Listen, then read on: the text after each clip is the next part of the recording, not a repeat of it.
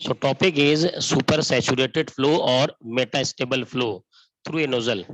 So basically हम लोग जानते हैं कि जब बॉयलर से स्टीम वहां पर आता है, यानी कि बॉयलर में वाटर से स्टीम में कन्वर्ट होता है, तो जो स्टीम हम टरबाइन को सेंड करते हैं, ट्रांसफर करते हैं, वो सुपर हीटेड स्टीम होता है।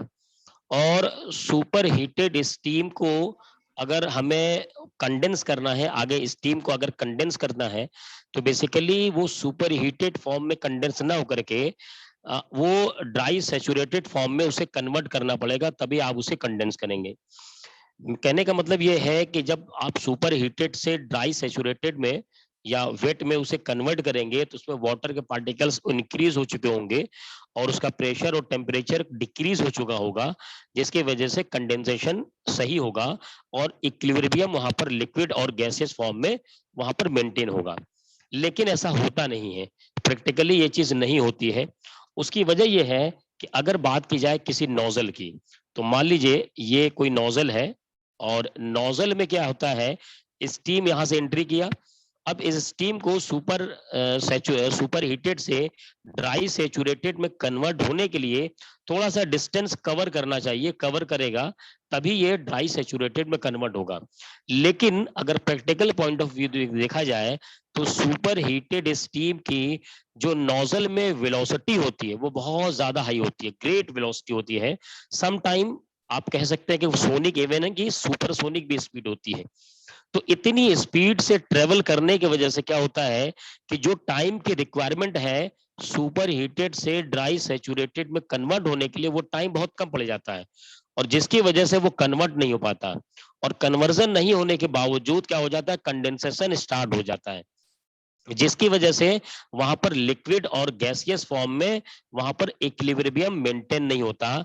इस कंडीशन को हम कहते हैं सुपर सैचुरेटेड फ्लो और Meta stable flow.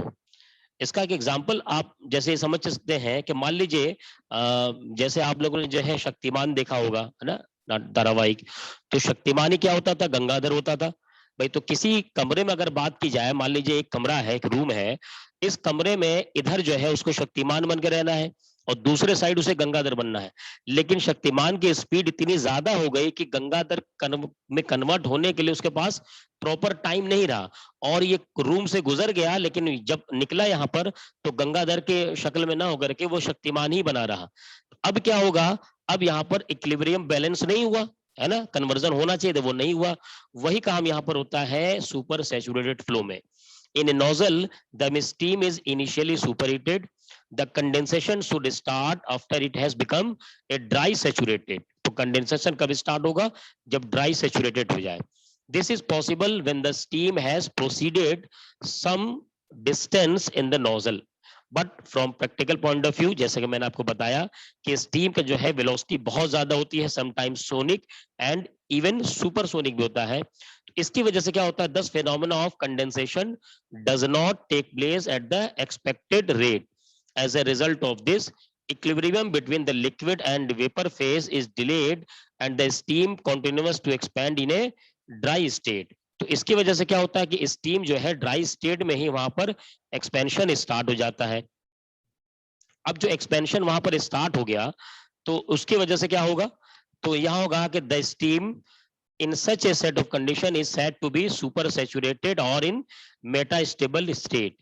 It is also called as supercooled steam because as its temperature at any pressure is less than the saturation temperature corresponding to pressure. अब अगर मान लीजिए हम इसको टीएस डायग्राम से देखें, तो टीएस डायग्राम में देखिए यहाँ पर हमने क्या कि प्रेशर की लाइन है और सेचुरेशन की लाइन बनी हुई है।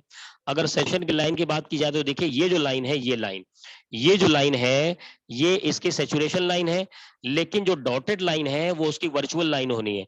सही मायने में जो है, अब जो कंडेंसेशन हो गया है वो इस लाइन से स्टार्ट हो गया, डॉटेड लाइन से। तो ये जो गैप मेंटेन हुआ दोनों के बीच में, इसे कहते हैं सुपर सैचुरेटेड रीजन। और ये जो डॉटेड लाइन है, जो वर्चुअल लाइन ड्रॉ की गई है, इसको हम कहते हैं विल्सन लाइन। इसको कहते हैं विल्सन लाइन, ये नाम याद रखिएगा। अगर इसी डायग्राम को हम एचएस में एंथैल्पी एंड एंट्रोपी के फॉर्म में ड्रॉ करें, तो ये जो गैप है, ये dark line and dotted line, और इनके बीच में जो गैप है इसे ही कहते हैं हम लोग सुपर सैचुरेटेड रीजन।